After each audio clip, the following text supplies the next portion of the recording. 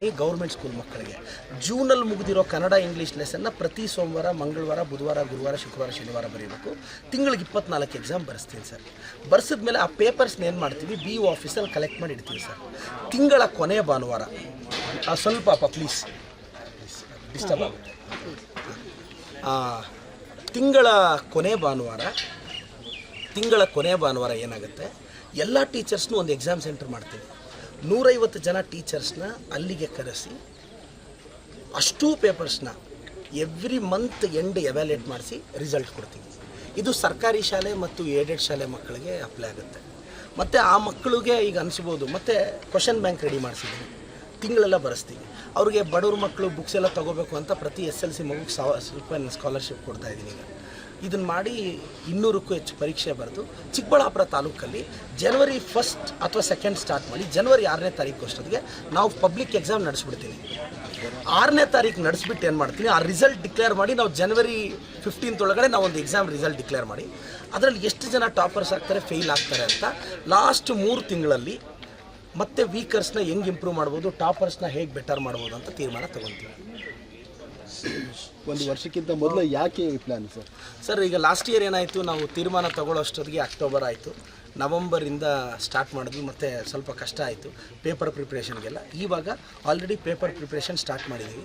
ಮತ್ತು ಇದೇನು ಅಂದರೆ ಒಂದು ಗಮನಿಸಬೇಕು ಸರ್, ಮಂಚೇನಹಳ್ಳಿ ಚಿಕ್ಕಬಳ್ಳಾಪುರ ತಾಲೂಕಲ್ಲಿ ಗೌರ್ಮೆಂಟು ಏಡೆಡ್ ಸ್ಕೂಲ್ ಮಕ್ಕಳು SLC ಮಕ್ಕಳು 2,500 ಜನ ಇದ್ದಾರೆ. ಪ್ರತಿದಿನ 2,500 ಪೇಪರ್ ಪ್ರಿಂಟ್ ಆಗಬೇಕು, ಸ್ಕೂಲಿಗೆ ತಲುಪಬೇಕು.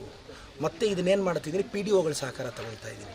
ಪಬ್ಲಿಕ್ ಎಕ್ಸಾಮ್ ಮಾಡ್ದಂಗೆ ಪೇಪರ್ ತಲುಪುತ್ತೆ, ಸೋಮವಾರ ಎಕ್ಸಾಮ್ ಬರೀತಾರೆ, ಮಂಗಳವಾರ ಬರೀತಾರೆ, ಬುಧವಾರ, ಗುರುವಾರ, ಶುಕ್ರವಾರ ಬರೀತಾರೆ. ಲೋಕಲ್ PDO, ಪಂಚಾಯತಿ PDO ತಂದು BO ಆಫೀಸ್ಗೆ ಹ್ಯಾಂಡ್ ಓವರ್ ಮಾಡ್ತಾರೆ. ತುಂಬ ಯೂನಿಕ್ಕಾಗಿ ಮಾಡ್ತಿದ್ದೀನಿ, ಪಬ್ಲಿಕ್ ಎಕ್ಸಾಮ್ ಥರ ಮಾಡ್ತಿದ್ದೀನಿ, ತುಂಬ ಯಶಸ್ಸಾಗುತ್ತೆ ಸರ್. ಈ ಗ್ರಾಮೀಣ ಭಾಗದಲ್ಲಿ ಯಾಕೆ ಈ ಕಾರ್ಯಕ್ರಮ ಮಾಡ್ತೀವಿ ಸರ್? ಹಳ್ಳಿಯಲ್ಲಿ ಏನಾಗ್ಬಿಟ್ಟಿದೆ ಮಕ್ಕಳಿಗೆ ಇಂಗ್ಲೀಷಲ್ಲೇ ಸರ್. ನನ್ನ ಬ್ಯಾಚಲ್ಲಿ ಒಂದು ಎಕ್ಸಾಂಪಲ್ ಸರ್, ನಮ್ಮ ಬ್ಯಾಚಲ್ಲಿ ನಾವು 13 ಜನ ಮಾತ್ರ ಇಂಗ್ಲೀಷಲ್ಲಿ ಪಾಸ್ ಆದ್ವಿ, ಎಲ್ಲರೂ ಇಂಗ್ಲೀಷಲ್ಲಿ ಫೇಲ್. ಅವ್ರು ಇಂಗ್ಲೀಷಲ್ಲಿ, ನನ್ನ ಸ್ನೇಹಿತರು ಇವತ್ತು ಹೇಳ್ತಾರೆ, ಪ್ರದೀಪ್ ನಾನು ಇಂಗ್ಲೀಷಲ್ಲಿ ಪಾಸಾಗಿ SLC ಪಾಸಾಗಿದ್ದರೆ ಒಂದು ಗೌರ್ಮೆಂಟ್ ಬಸ್ಸಲ್ಲೋ BMTCಯಲ್ಲೋ KSRTCಯಲ್ಲೋ ನಾನು ಕಂಡಕ್ಟರ್ ಡ್ರೈವರ್ ಆಗ್ತಿದ್ದೆ ಅಂತ. ಇವತ್ತೆಲ್ಲೋ ಪಾಪ ಮರಳೊಡಿಯೋ ಲಾರಿಗೆ ಕೆಲವರು ಡ್ರೈವರ್ಸ್ ಆಗಿದ್ದಾರೆ, ಟ್ರ್ಯಾಕ್ಟರ್ ಡ್ರೈವರ್ಸ್ ಆಗಿದ್ದಾರೆ. ಆವತ್ತು ಅವ್ನು SLC ಪಾಸಾಗಿದ್ದಿದ್ರೆ ಇವತ್ತು BMTCಯಲ್ಲಿ ಕಂಡಕ್ಟರ್ ಆಗಿ ಒಂದು ಗೌರ್ಮೆಂಟ್ ಕೆಲಸದಲ್ಲಿ ಇರ್ತಿದ್ದ.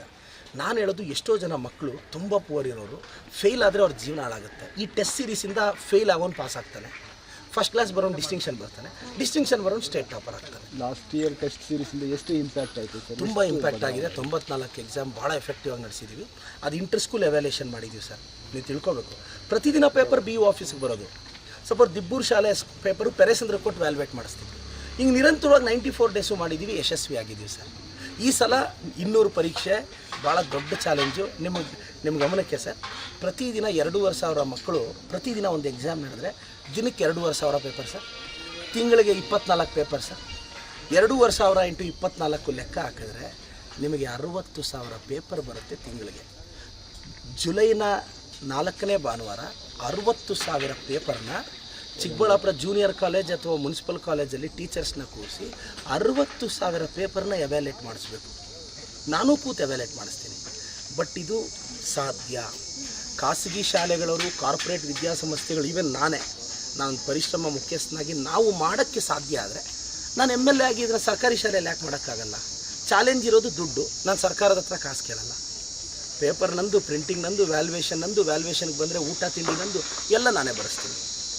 ಸರಿಸುಮಾರು ಈ ಕಾರ್ಯಕ್ರಮಕ್ಕೆ ಈ ವರ್ಷ ನಾನು 1 ಕೋಟಿ ವೆಚ್ಚ ಮಾಡ್ತೀನಿ ಸರ್, ಸರ್ಕಾರಿ ಶಾಲೆ ಮಕ್ಕಳಿಗೆ. ನಾನು SSLC 2nd ಟಾಪರು ಸರ್ ಪೆರೇಸಂದ್ರದಲ್ಲಿ. ಸ್ವಲ್ಪ ಓದೇ 2nd ಟಾಪರ್ ಆದೆ. ಕರೆಕ್ಟಾಗಿ ಓದಿದರೆ ಟಾಪರ್ ಆಗ್ತಿದ್ದೆ. ಈ ಸಲ 2,500 ಜನ ಕರೆಕ್ಟಾಗಿ ಓದಿಸ್ಬೇಕು ಅಂತ ನನ್ನ ಆಸೆ ಅಷ್ಟೇ ಸರ್. Thank you sir. ಈಗ ಸರ್